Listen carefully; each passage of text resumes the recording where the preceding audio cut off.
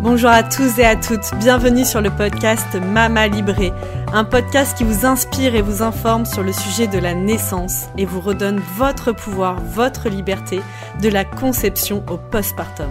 On parlera ici de naissance physiologique, de préparation à la naissance, d'allaitement, de conception et de postpartum. Si vous aimez ce podcast, n'hésitez pas à vous abonner, à partager sur vos réseaux sociaux et bien sûr, le top du top, à mettre 5 étoiles sur votre plateforme d'écoute. Bonjour Sandrine. Bonjour Anaïs. Je suis ravie de te recevoir aujourd'hui pour que tu nous parles du soin Rebozo. Oui, alors le soin Rebozo, c'est un soin qui est très puissant, que l'on pratique au Mexique en fait. Alors le Rebozo, c'est un châle mexicain. Rebozo d'ailleurs, ça veut dire châle en mexicain. C'est un châle qui est assez long, qui est offert aux jeunes filles quand elles ont leur première lune, c'est-à-dire leur première règle, pour leur souhaiter la bienvenue dans la communauté des femmes.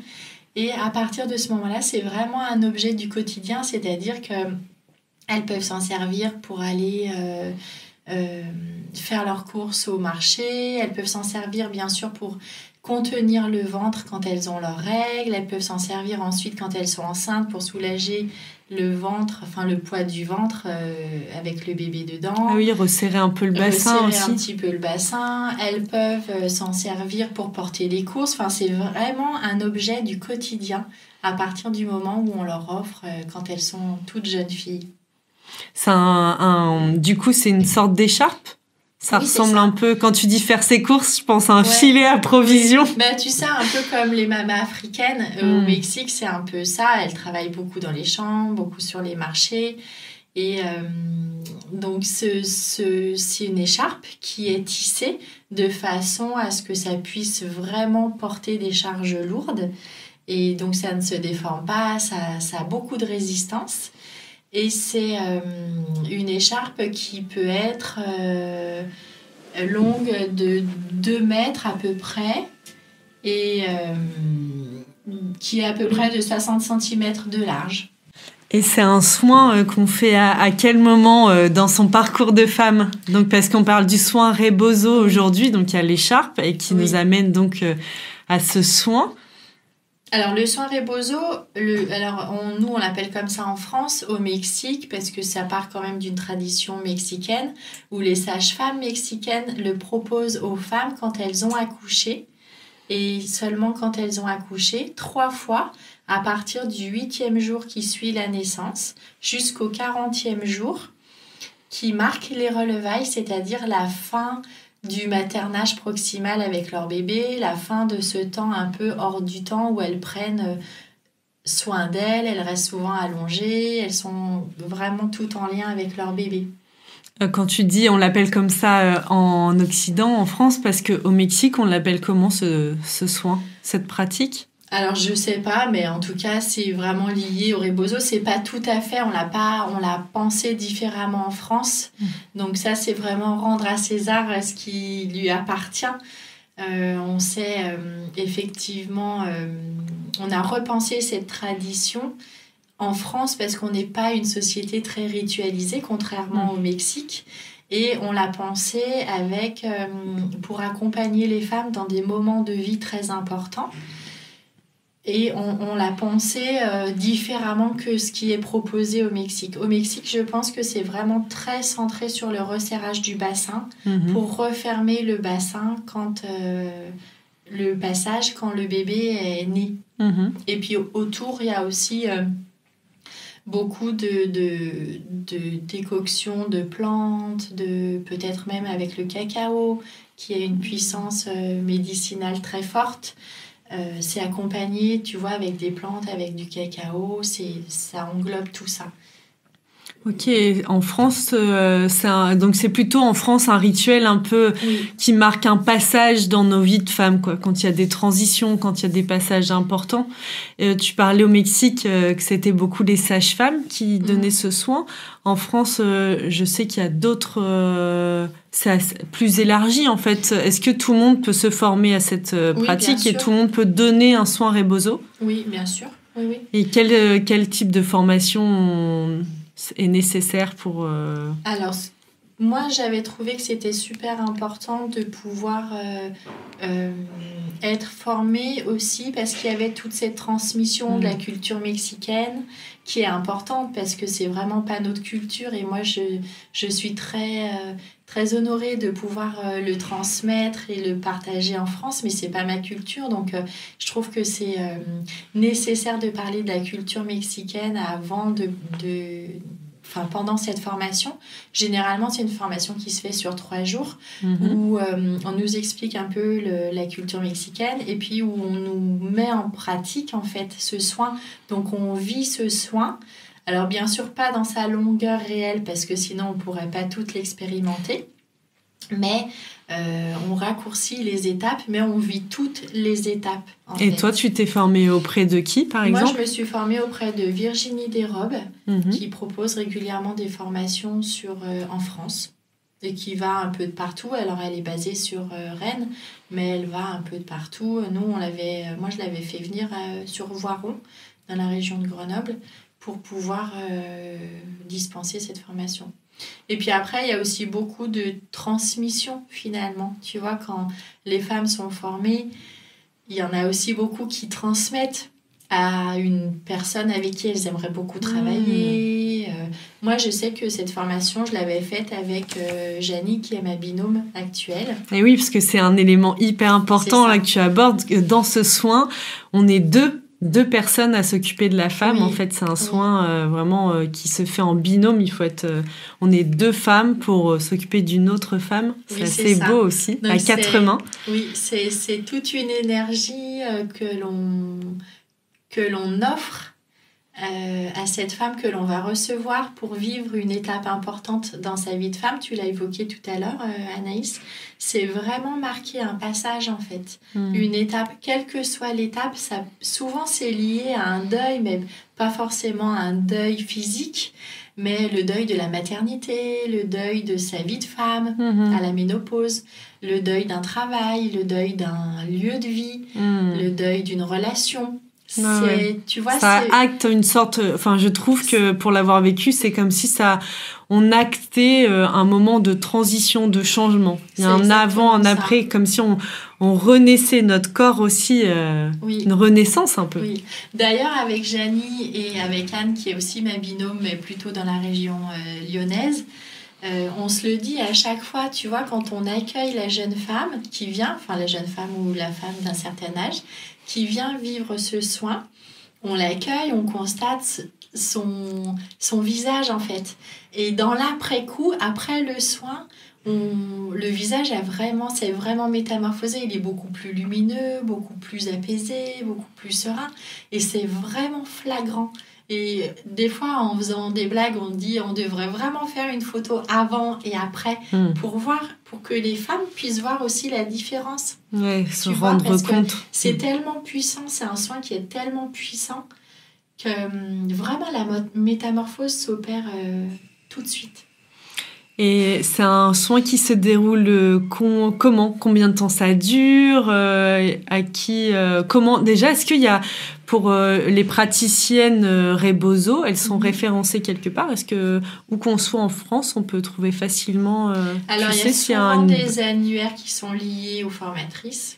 Okay. Donc, moi, effectivement, je suis sur l'annuaire avec Janie. On est sur l'annuaire de Virginie Desrobes. C'est déjà ça, donc il existe des annuaires. Il existe des annuaires selon les écoles de Rebozo en France, en fait. D'accord, ok.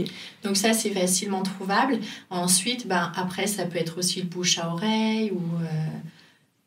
Oui, tu vois, oui, mais parfois, quand on n'est pas forcément entouré de femmes qui ont accouché, encore moins qui connaissent ce type de soins. Donc, c'est vraiment... Donc, Rebozo, ça s'écrit R-E-B-O... Z-O. Z-O, je ne savais plus s'il y avait 2 Z ou pas. Et au Mexique, c'est proposé uniquement aux femmes qui viennent d'accoucher. En France, comme on l'a dit, c'est vraiment proposé. Alors bien sûr, souvent, de par mon métier, mon autre activité, c'est proposé souvent aux femmes qui viennent d'accoucher, puisque je suis doula. Mais sinon, ça peut être proposé vraiment à toute étape de vie, comme on l'a souligné. Et puis aussi, on peut le vivre. Enfin, moi, c'est ce que je viens de vivre là avec ma sœur qui a accouché. On peut accompagner d'autres femmes dans cette transition. Il y a aussi des possibilités de faire ça à plusieurs quand il y a différentes...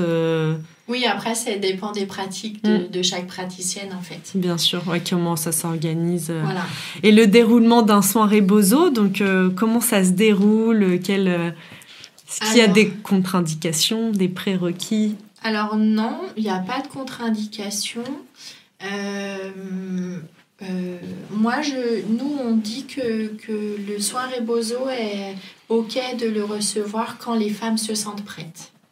C'est-à-dire dans le cas où la femme viendrait d'accoucher, quand elle se sent suffisamment prête de le laisser au moins 4 heures. Donc ça dépend de si elle allait ou pas, ça dépend, tu vois, de petites choses comme ça. Vraiment, l'important, c'est vraiment que la femme se sente prête. Nous, on l'a déjà fait à 15 jours après l'accouchement. On peut le faire 6 mois après. Il n'y a pas de date limite pour vivre ce soin. C'est vraiment quand la femme se sent Moi, je crois que je l'ai fait à 3 ans. Oui, complètement. Oui, complètement. C'est vraiment... Ça dépend vraiment comment la femme se sent, en fait. Parce que c'est effectivement une grande étape, un rituel pour marquer une étape de vie importante. Souvent, fermer une étape et puis rebondir sur une autre. On parle de renaissance. Et donc, il faut que la femme se sente prête. Sinon, ça serait trop dommage de vivre ce soin alors qu'elle a encore des choses à traverser. Oui, bien sûr. Donc, le soin, souvent, on propose à la femme qui nous appelle de réfléchir à une intention. Donc, quelle que soit l'intention, il n'y a pas de bonne ou de mauvaise intention. Toutes les intentions sont accueillies, quelle que soit l'intention. Donc ça, en général, entre le moment où elle nous appelle et le moment où on fixe le rendez-vous, les intentions changent souvent. Tu vois, elles s'affinent, elles changent complètement. Ça mûrit. Ça mûrit. Et puis quand on reçoit les femmes pour vivre ce soin, on prend un petit temps d'accueil pour savoir comment elles se sentent, avec quoi elles viennent ce jour-là, si c'est OK pour elles de laisser leur bébé, si c'est des femmes qui viennent d'accoucher, tu vois. Et puis on leur demande de nous déposer leur intention. Donc parfois on peut les aider à reformuler l'intention. Si on sent que parfois l'intention est trop vaste et du coup on aime bien que la femme redise son intention, tu vois, comme pour engrammer son intention dans son corps, dans ses cellules. Ensuite, il y a un temps de massage à 4 mains. C'est pour ça qu'on est 2, parce que je n'ai pas encore 4 mains. T'as tes pieds, peut-être tu pourrais t'entraîner. Les pieds, oui, c'est un fait. Je n'ai jamais testé de masser avec les pieds, mais pourquoi pas. Donc on est 4, on est 2, donc avec nos 4 mains. Un temps de massage où là, on est très différentes, que ce soit avec Anne ou avec Janie, mais on a l'habitude de travailler ensemble. Donc finalement, nos façons de masser se ressemblent assez.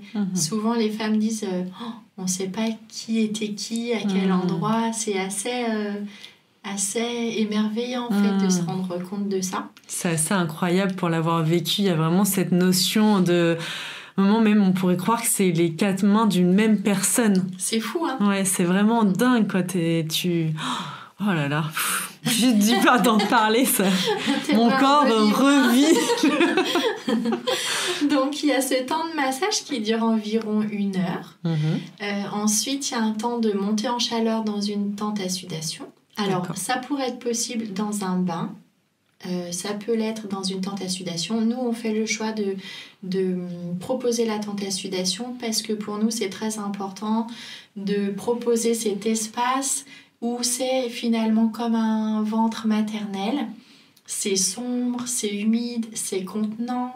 On est seul face à soi-même. On entend les bruits extérieurs, mais on n'est pas avec. Et au niveau des mouvements psychiques et émotionnels, c'est très, très dense. Ça peut faire peur. parfois, mais en tout cas, nous, on est tout autour de la tente, on est très vigilante à ce qui se passe à l'intérieur. Et bien sûr qu'il n'y a pas de temps imposé sous la tente, c'est vraiment, dans la tente à sudation, c'est vraiment les femmes qui sentent. Si c'est OK pour elles de rester 25 minutes, elles peuvent rester 25 minutes. Si par exemple, au bout de 5 minutes, elles n'en peuvent plus, elles crient « help », il n'y a pas de souci, on est là pour les accueillir à la sortie de la tente. Donc ça, c'est aussi un temps qui est chouette parce qu'on les accueille un peu, tu vois, comme on pourrait accueillir des nouveau-nés en fait. Vraiment, on les enveloppe avec une serviette ou avec un peignoir à elles. On les frictionne, on les câline quand même. Enfin, on est quand même vraiment proche dans ce moment-là. Et puis, à la sortie de la tente, ben voilà, il y a plein d'émotions qui sont là.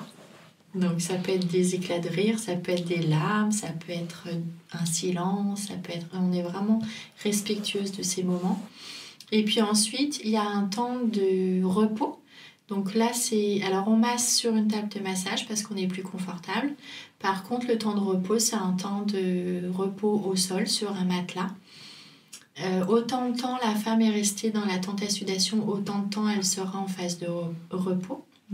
Où là, on l'enveloppe bien. Avec ça me fait penser, moi j'ai vécu ça un peu genre comme un emmaillotage, tu vois. Ouais, c'est ça. Ouais, vraiment, on se retrouve emmailloté comme dans un cocon justement, avant de complètement se déployer comme une chenille deviendrait papillon. Enfin, je trouve qu'on est vraiment dans cette... moi j'ai senti ça. Oui. Donc là, on propose aux femmes soit de les laisser seules, soit de rester avec elles. Parfois, elles nous disent qu'elles veulent bien notre présence et puis au bout d'un moment, elles ont besoin d'être seules, donc on les laisse seules. Et puis si elles ont besoin de notre présence tout le temps, on reste avec elles. Mais c'est vraiment un temps en silence en fait. On est autour d'elles, on est présente, mais on ne parle pas. D'accord. Et puis, à la fin de ce temps de repos, on leur demande de nous redire leur intention. Et c'est là que la magie de la tente a opéré. C'est-à-dire que souvent, les intentions se sont précisées, se sont affinées, ou ont même carrément changé ont complètement été oubliées. Carrément. Et c'est quelque chose d'autre qui nouveau qui émerge. Et puis ensuite, on procède au resserrage du corps avec le fameux rebozo, donc le châle. En 7 points, donc on part de la tête, on fait la tête, les épaules, le plexus solaire, le bassin, les cuisses, les mollets, les pieds. Où là, c'est la femme qui nous guide sur l'intensité du serrage et le temps de serrage. Et ensuite, on remonte des pieds à la tête. Et là, c'est nous qui guidons. Donc, c'est souvent moins serré et moins longtemps.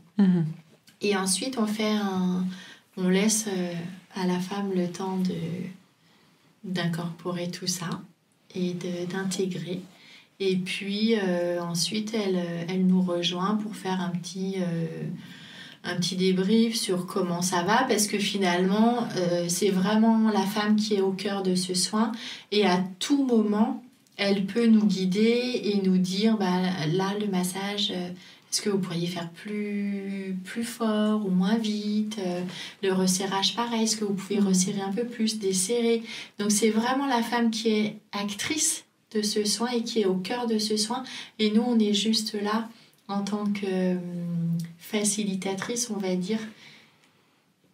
Donc ça, c'est vraiment super important. Et au débrief, finalement, il n'y a pas tant de choses que ça à débriefer sur qu'est-ce qui a été, qu'est-ce qui n'a pas été, parce qu'on l'a fait tout du long du soin.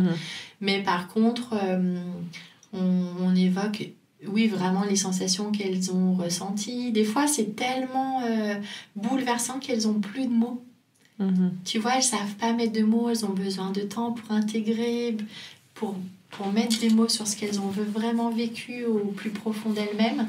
Et oui, puisqu'en même temps, c'est tellement rare aussi je trouve, dans nos sociétés actuelles, de prendre 3-4 heures pour soi. 4 heures. 4 heures où on prend soin de soi, 2 personnes prennent soin de nous pendant ces 4 heures, vraiment de femme à femme, ce côté aussi très ritualisé, comme tu disais, qu'on a perdu un peu en valeur en Occident, mais qui nous sont très précieuses, parce que quoi qu'on en dise, de vivre une naissance, de devenir maman, ou quels que soient les passages qu'on passe, on a quelques rituels qui sont restés. Quand on se marie, il y a des choses, enfin, il y a encore des passages initiatiques. Mais celui-ci je deviens mère ou je deviens une nouvelle femme. Sage. Oui. Aussi. Est-ce qu'on devient sage vraiment un jour, tu crois? Oui, je pense. Bon, écoute, j'en suis pas là encore. J'ai déjà croisé ce chemin. Non, mais c'est vrai que c'est très important. Et puis, c'est vraiment, on est vraiment dans un accueil inconditionnel de la femme que l'on accueille et que l'on reçoit. Et on n'est pas là pour juger. En fait, vraiment, on est là pour l'accueillir avec qui elle est, avec ce qu'elle vit à ce moment précis. Et, j'entends douceur, bienveillance, non-jugement, respect, sororité aussi. Oui. Ce côté de se retrouver entre femmes qui sommes déjà passées, comme tu dis, quand on a acquis plus de sagesse, peut-être qu'on peut tendre la main vers celle qui est encore sur le chemin un peu plus en amont de nous pour lui tendre la main et lui dire... moi, j'ai déjà fait le chemin, t'en fais pas, ça va bien se passer. Ouais, c'est ça, un peu, peut-être être présente simplement, tu vois, sur son chemin, comme tu viens de le dire, Anaïs, c'est super précieux. Et puis, c'est aussi un temps qui peut être bouleversant parce que finalement, dans nos sociétés actuelles, on est tout le temps dans une société qui bouge, une société en mouvement, une société où il faut être rentable, efficace, de il faut contrôle se justifier, aussi. De contrôle. Contrôle de nos émotions, de nos ressentis. On peut pas les exprimer librement. Donc, un endroit où on peut venir déposer, même... là, parce qu'on parle de la naissance, mais de ce qui peut avoir été douloureux dans ces différentes transitions de vie. Et on n'a pas toujours l'espace dans nos vies de pouvoir venir les déposer. Donc, un endroit où, là, on peut venir complètement tout déposer pour sortir plus allégé et puis retrouver l'énergie nécessaire pour rebondir et renaître. Oui, et puis ça se fait aussi à un niveau plus subtil, au niveau de nos énergies, à toutes les trois. Tu vois, que ce soit avec Anne ou avec Janie, on est très complémentaires et on se met vraiment dans cet accueil-là pour recevoir la femme. Et puis après, ça s'harmonise aussi avec l'énergie de cette femme que l'on reçoit. C'est un peu, moi souvent je dis que c'est une danse à 3 femmes, tu vois, avec 3 énergies, parce qu'on n'est finalement pas beaucoup dans la parole pendant tout ce soin. On met pas de musique, parce qu'il nous semble important que la femme puisse vraiment se connecter à elle-même, mais dans son intériorité. Et du coup, il y a très peu de temps de parole, mais en fait, on danse tout ensemble. Et c'est ça qui est émouvant. Il peut y avoir des chants aussi, quand même. Oui, bien sûr, il peut y avoir des chants. Des instruments qui sont utilisés. De musique, complètement. Souvent, quand elles sont dans la tente à sudation, on chante et on utilise le tambour, le bâton de pluie, le tambour de l'océan. Ça, c'est notre petite... c'est nos petits plus. Mais c'est vraiment très important de pouvoir offrir cet espace-là. Et c'est ça qui est précieux, en fait. Enfin, pour nous aussi qui recevons la femme, c'est un temps qui nous nourrit, c'est un temps d'intériorité. Et parfois, on a du mal, tu vois, on a besoin d'un petit sas de décompression, que moi j'appelle comme ça, mais avant de revenir dans notre vie avec la société actuelle. Parce que finalement, ça serait un peu violent de retourner faire ses courses tout de suite après, quoi. Donc, c'est aussi important que les femmes puissent... vivre ce moment-là à un moment où elles savent qu'elles n'ont pas d'impératif derrière. Et qu'elles puissent se poser, se reposer, et qu'elles laissent déposer ce qu'elles ont vécu pendant ce soin, parce que de toute façon c'est actif encore pendant quelques semaines derrière, et on est vraiment témoin de changements, de métamorphoses, de plein de petits cadeaux qui se présentent sur leur chemin dans l'après-coup. Et c'est magique.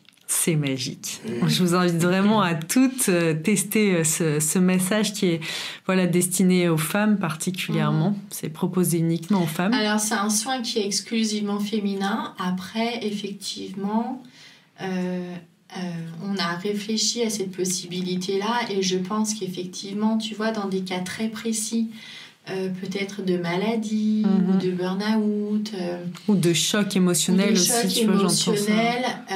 Je pense qu'on serait OK pour pouvoir le proposer aussi aux hommes. C'est chouette, c'est une super idée, je trouve. Aujourd'hui, on parle beaucoup des femmes, mais en fait, les papas, on parle des mamans, mais les papas, ils ont beaucoup besoin. Il y a peu de choses qui sont proposées aujourd'hui. Et moi, j'entends beaucoup de témoignages autour de ça, aussi de souffrance que ça peut représenter. Donc, de prendre soin d'eux aussi, qui ont complètement incorporé leur rôle de papa. Aujourd'hui, ils sont presque de plus en plus les égaux des mamans, quoi, sur plein d'aspects, en tout cas dans les soins, dans la façon dont ils s'occupent de leurs enfants. Donc, il y a tout à réinventer, je trouve, de ce côté-là. Oui, puis c'est souvent les grands oubliés quand même de la maternité. On parle de maternité, c'est souvent les grands oubliés et effectivement, ça s'est jamais trouvé qu'on puisse le faire. Mais c'est un chemin de pensée déjà. Par contre, on y a déjà réfléchi et c'est OK pour nous. Dans un contexte bien spécifique, bien sûr. OK. Est-ce qu'il y a des livres que tu pourrais nous recommander ou si on est intéressé par le sujet, qu'on veut creuser, ou s'il y a des endroits où on pourrait trouver des témoignages ou, oui. Alors, les livres, il y a celui de Virginie Desrobes, donc. Donc, c'est Virginie Mandin Desrobes, le rebozo, bien l'utiliser au quotidien et dans sa vie professionnelle, aux éditions Myriadis. Parce qu'effectivement, on n'en a pas parlé là, parce qu'on parle vraiment du soin rebozo, mais avec le rebozo, on peut aussi beaucoup l'utiliser au moment de l'accouchement, au moment du travail actif. Pendant la grossesse, et puis ne serait-ce que, tu vois, par exemple, quand un petit enfant fait une grosse colère... Et oui, l'emmailloter, en fait. Le contenir, en fait, l'envelopper dans cette écharpe, le contenir, et puis faire des bercements. Et alors, au début, il chercherait un peu à se débattre et à sortir de ce cocon, mais finalement, après, la colère s'apaise et il est beaucoup plus calme. Donc, ça peut être vraiment le rebozo, cette écharpe peut être vraiment très, très, très utile, tu vois, dans des bercements, pour réaligner le bassin. Et d'ailleurs, où est-ce qu'on trouve ce genre d'écharpe ? Si les femmes qui nous écoutent, par exemple, souhaitent en acheter une, où est-ce que ça se trouve ? Alors, moi, j'ai beaucoup commandé avec l'association Doula de France. Mais en ce moment, je commande plutôt auprès de Yael Floder, qui vit au Mexique et qui propose régulièrement des colis avec un certain nombre de rebozo. Par contre, bien sûr, c'est pas un rebozo qu'on peut acheter à l'unité, parce qu'elle le fait venir elle est en lien directement avec des femmes qui les tissent au Mexique, dans la région du Chiapas, là où elle est. Mais voilà.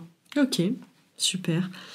Eh bien, merci beaucoup pour toutes ces informations. C'était super intéressant comme toujours. Et puis, je vous invite, mesdames, à vous renseigner, à chercher des informations sur ce soin, sur le soin rebozo. N'hésitez pas à en parler autour de vous et puis à vivre l'expérience, tout simplement. Ouais, je pense que toute femme devrait pouvoir le vivre au moins une fois dans sa vie. Je suis bien d'accord. Et même d'accord. les jeunes filles, tu vois, l'arrivée des premières lunes, ça pourrait être une cérémonie. Alors, peut-être la repenser différemment pour que peut-être ce soit plus court un aussi. peu moins long, mais c'est vraiment possible aussi. Merci beaucoup, Sandrine. Merci beaucoup, Anaïs. À bientôt. À tout bientôt.